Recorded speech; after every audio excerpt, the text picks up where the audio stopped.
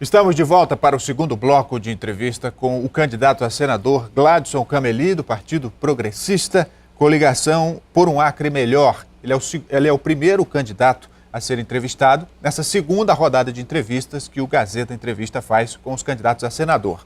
E no bloco anterior, o candidato respondia sobre ações na área de educação, o que ele pretende fazer caso seja eleito senador para melhorar a educação em nosso estado. Prossiga com a resposta, candidato. Primeiro é você levar mais cursos técnicos para o interior, como o IFAC. Já temos em Cruzeiro do Sul, Rio Branco e Sena Madureira, que lá em 2007, no meu primeiro mandato, eu fui um dos defensores que o IFAC, que era a antiga Cefetes, viesse aqui para o nosso estado, que possa ir para todas as regiões do nosso estado, para os principais municípios, para dar condições para o nosso jovem ter cursos profissionalizantes.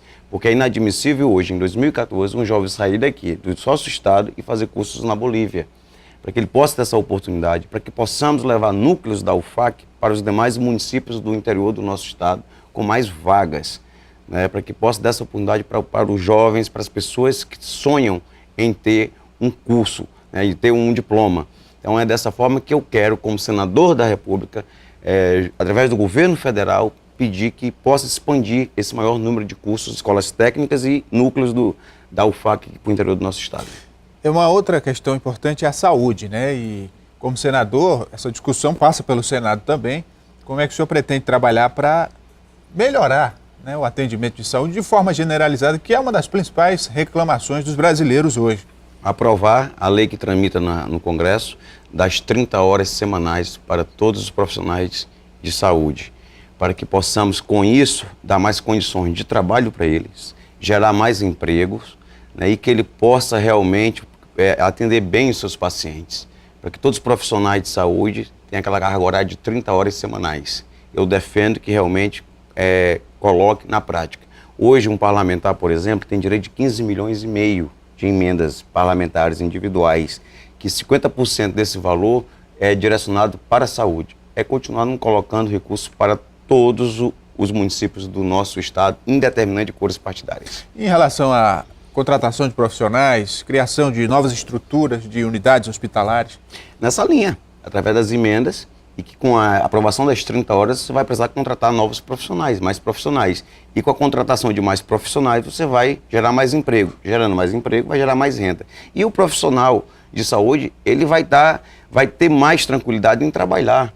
Porque a carga horária é muito pesada hoje para que um profissional de saúde possa atender bem os seus clientes, seus pacientes. Candidato, na área de segurança pública, há uma cobrança de alguns setores da sociedade de que o governo federal tenha maior participação, assuma mais responsabilidades com relação a esse assunto. Como é que o senhor vê essa questão? Fortalecer as polícias civil, militar e polícia federal, principalmente a polícia federal também, tendo em vista que nós fazemos fronteira com dois países produtores de cocaína, de drogas, que é o Peru e a Bolívia. Então nós precisamos dar condições para a Polícia Federal para que possa realmente proteger nossas fronteiras. E por que não colocar as Forças Armadas para nos ajudar nessa luta? Por que não, já tendo em vista que as Forças Armadas estão para proteger a nossa pátria, no fortalecer, pedir que as Forças Armadas se unam com as polícias militares, civil e federal, para que possa melhor proteger os nossos jovens, as pessoas que moram aqui no estado do Acre. Dessa forma, vou defender a aprovação da PEC 300, que tramita no Congresso já há muito tempo, que é um direito de todos os policiais militares, para que entre num acordo com o governo federal e que aprove que o próximo presidente da República sancione essa PEC de tão importância para todos os policiais, militares e bombeiros do nosso país. Questões como mudança no Código Penal, redução da maioridade, o senhor é a favor ou contra? Totalmente a favor. Nós precisamos, eu defendo a maioridade penal para 16 anos, porque se um jovem, ele pode eleger o futuro presidente da República, como é que ele não pode, porque ele não pode responder pelos seus atos? Tem uma história que eu até me emociono, que aconteceu em Cruzeiro do Sul, um senhor, um vendedor, 3 jovens, de 14, 15 anos, mataram esse senhor, e ele pedindo pelo amor de Deus que não fizesse isso com ele, porque estavam drogados. Aí um jovem desse não pode responder pelos seus crimes? Pode sim. Então eu defendo a maioridade penal, o Código Penal, a maioridade é para 16 anos, precisamos ter um novo Código Penal, porque é inadmissível esse código que se encontra. O Congresso Nacional, a população brasileira está clamando por isso, e eu vou defender no Senado Federal. Candidato, há uma espécie de descrédito da população com relação à classe política. E não vou entrar aqui no mérito dos motivos, mas, por exemplo, instrumentos como CPIs, né, o papel do legislativo de fiscalizar o executivo, muitas vezes deixam a desejar. Isso também passa muito pela questão da reforma política, que é um tema que muito se fala, mas pouco se faz. Nesse item da reforma política, qual é o seu posicionamento? Primeiro, eu defendo o voto facultativo. Se nós falamos de democracia e não dá direito para o eleitor decidir se quer votar ou não, então a democracia é isso. Defendo o voto facultativo. Eu defendo a unificação das eleições para que nós possamos diminuir os gastos através da união com cada eleição.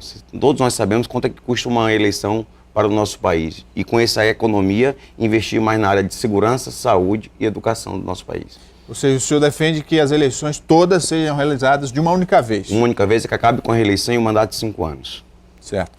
Candidato, e ainda nessa linha da questão da reforma política, por que esse assunto não avança? O senhor, como deputado por 2 mandatos, pode responder. Por que isso não avança lá no Congresso? Porque não há um consenso em uma única reforma. Todos os partidos. Temos aí praticamente para mais de 30 partidos no nosso país. E criando-se mais partidos, não há um consenso. Há muitos interesses que não permitem essa situação. Mas a população está clamando por uma reforma política, por uma reforma tributária, tá? Pela reforma do Código Penal brasileiro. Então são essas situações que eu, no Senado Federal, como me sinto preparado para ser senador, quero debater esses grandes assuntos nacionais. Questão como a infidelidade partidária, o que o senhor pensa? Eu sou totalmente a favor de que haja um respeito e um compromisso com seus partidos. Tá certo? Candidato, sim, prossiga. Se você fizer uma análise, hoje tem muitas pessoas que escolhem um partido, não vai estudar a ideologia do seu partido, por que está defendendo, o que o seu partido defende. Então eu defendo a fidelidade partidária. Ainda nessa linha... Até punição na perda do mandato. Exatamente. Tem uma questão que está sendo abordada atualmente, candidato, em relação às emendas que o senhor diz ter colocado para os vários municípios do Acre. E alguns setores questionam os valores dessas emendas, né, de que essas emendas, se foram indicadas, não foram aprovadas, se foram aprovadas, não foram liberadas, e essa polêmica em torno dos valores. Quais foram realmente os valores das emendas que o senhor colocou? Quantas foram? Para quais municípios foram? Muito obrigado por essa oportunidade, por essa pergunta. Eu tenho pegado meu tempo de televisão, que é determinado por lei, para me expor o que é que eu posso fazer como senador da República Federativa do Brasil. Cada parlamentar, cada deputado federal tem direito de 15 milhões e meio. Eu, de emendas e indicações, foram para mais de 38 milhões para Rio Branco. O PAC da Mobilidade Urbana, onde na gestão do ex-prefeito Raimundo Angelim, apresentou o melhor projeto das capitais do nosso país, no Ministério das Cidades, onde o ministro pertence ao meu partido. Eu fui junto com o prefeito Marcos Alexandre e até entendo a pressão política que o prefeito Marcos Alexandre teve de querer me desmentir sobre a questão dessas indicações para Rio Branco. Fui junto com o prefeito Marcos Alexandre no Ministério das Cidades, pedi que o Ministério aprovasse esse projeto do Pacto da Mobilidade Urbana para Rio Branco. Não é só 30 milhões, Rogério. Vai ser para mais de quase 100 milhões de reais. E eu, como senador da República, dia 6 de outubro, eleito, eu vou estar em Brasília lutando para que libere todos esses recursos. Candidato, então vamos fazer essa conta. Um parlamentar tem direito a 15 milhões de emendas por ano. E pode indicar qualquer valor e defender qualquer projeto apresentado pelas prefeituras. O que é que acontece aqui? Eu disse que de emendas e indicações foram para mais de 38 milhões aqui para nossa capital.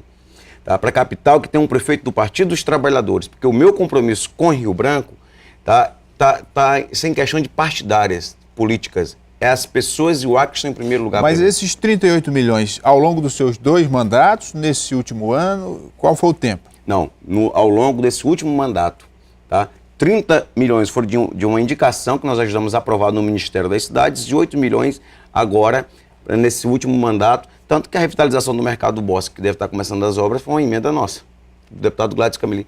Ora, Rogério, eu não vou, de forma alguma, as minhas atitudes, o meu compromisso com a população do Acre, você que está nos assistindo sabe, eu sempre fui muito transparente.